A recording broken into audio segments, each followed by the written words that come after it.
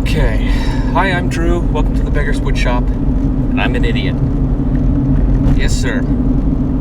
Yeah, no joke. Okay. You might think I'm a little hard on myself for saying that, but no, I'm an idiot. But if you want me to be kinder, I'll say I'm a bear of very little brains. Yesterday, I uploaded a video on a sharpening jig for the Shopsmith jointer. And a couple comments came up. One about my miter cut when I was making my slot.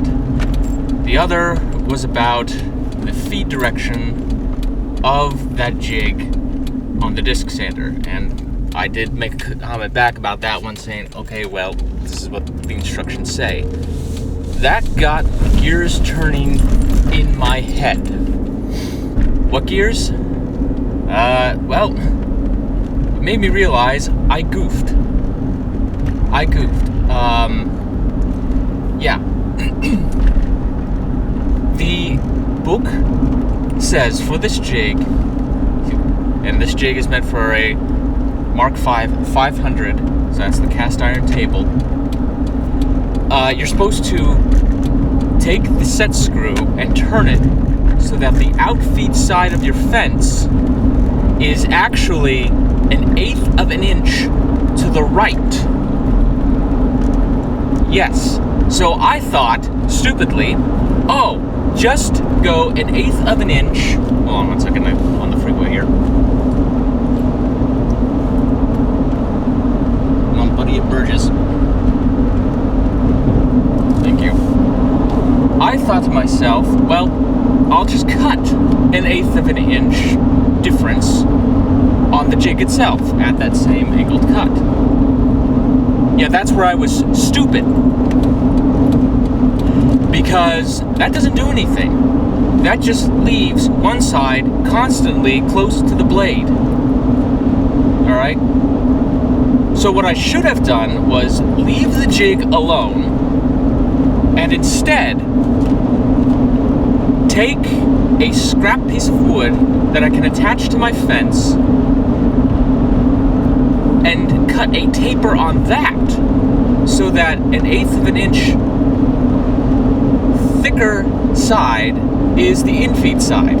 Okay, so I cut the taper so let's say I'm 3/4 of an inch at the infeed side, I'm 1/8 of an inch less at the outfeed side. Boy, I hope you can hear me. Good thing I review the footage. Because I really don't want to record this again. I've got a long day. It's just about 9 o'clock in the morning. I took the video down at 2 a.m. and I'm not going to get home and take care of this until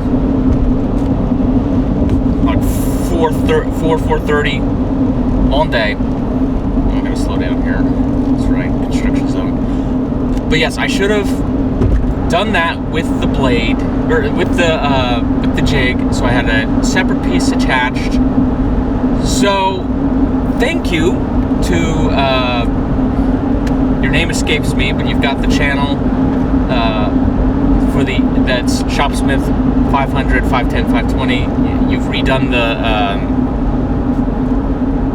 the self-study course, so thank you, man. And, yeah, thank you for getting the gears turning in my head. I know almost 60 people already saw the video, so I hope you put that out of your mind. This is still a good jig. Don't get me wrong, this is still a good jig, but the jig needs to be adapted. And it's not the main jig itself, although I admit adding handles is probably helpful. It's more about the jig needs a piece on the fence so that everything can go at the taper. So, my apologies. Thank goodness I thought of it 2 a.m., nearly 2 a.m. I took it down. Yeah, nearly 2 a.m. It's just about 9 a.m. I didn't get much sleep last night. I had an early day. And it ain't over yet. But other than that, thank you, ladies and gentlemen, for your viewership, etc. and so forth. I will say that there is a new jointer video coming, because I already previewed this on mygrowthrings.com that I got my hands on a Sawsmith, which is the radial arm saw Shopsmith Magna Yuba put out, minus a Magna. And strangely enough, not only did I get it for cheap, but also it came with a jointer, and that jointer had the other cutter head on it. Yes, and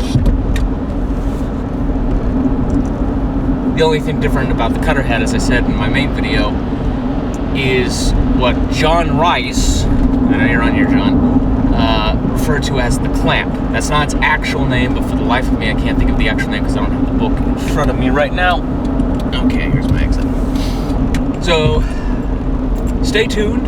There's some of that stuff coming, and there's also another shop video coming. I did an update to my shop. My apologies again for my stupidity. Fortunately, I caught it. And hopefully I will see you next time right here on the Beggars Woodshop.